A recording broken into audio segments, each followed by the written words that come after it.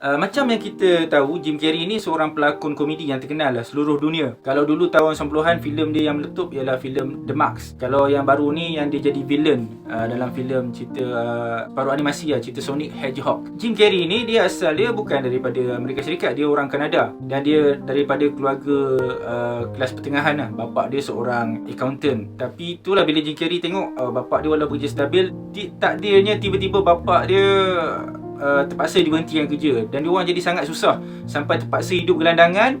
Satu keluarga tidur dalam van Volkswagen, berhimpit-himpit dalam tu. Pernah Jim Carrey cerita kan. Tapi Jim Carrey ni dia sedar dia ada bakat melawak, dia ada bakat berlakon, dan keluarga dia pun memang support cita-cita dia ni. Dan dia pun masa tu pun dia dah buat jadi stand up comedy dan sitcom di tempat kelahiran dia di Toronto, Kanada. Sehinggalah dia bila dia dah berusia dah awal 20-an, dia beranikan diri berhijrah ke Hollywood.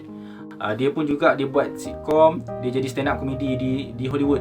Tapi masa tu dia belum terkenal lagi. Tapi Jim Carrey ni dia ada tabiat dia suka tulis, dia suka visualization apa yang dia nak capai, apa benda yang dia nak buat, dia akan fikir dia akan jadi terkenal, dia akan jadi lebih kaya, producer di Hollywood ni suka dia, dia tak akan tulis. Dan banyak-banyak benda visualization yang dia buat ni, satu yang sangat menarik ialah dia selalu ceritakan, iaitu dia tulis cek bernilai 10 juta US dollar atas kerja-kerja lakonan dia yang dia akan capai dalam masa 5 tahun, tepat pada tarikhnya iaitu di tahun 1995. Dan setiap hari bila dia ada masa, dia akan tengok cek yang ditulis sendiri ni, dia akan gambarkan, dia akan bayangkan, okey, aku akan dapat cek 10 juta dolar ni dalam masa sekian-sekian, dan dia terus kerja sehinggalah tepat pada tarikh yang ditulis dalam cek itu. Jim Carrey memang dapat 10 juta US dollar itu daripada kerja lakonannya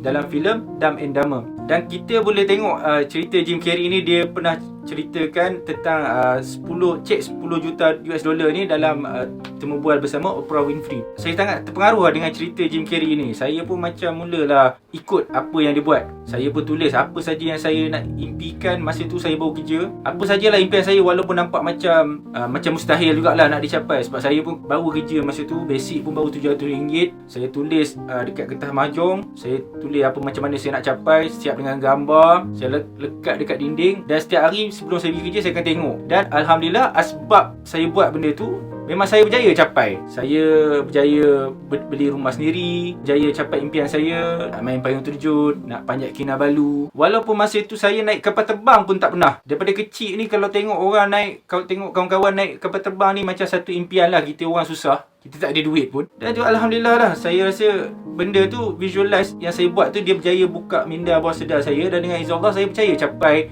apa yang saya impikan. Jadi saya rasa saya dapat simpulkan ialah, kalau ada apa benda impian yang kita nak capai, kita kena berani buat kenyataan, kita kena berani tulis, berani nyatakan yang kita nak capai benda ni. InsyaAllah kita akan berjaya. Tapi yang pentingnya usahalah.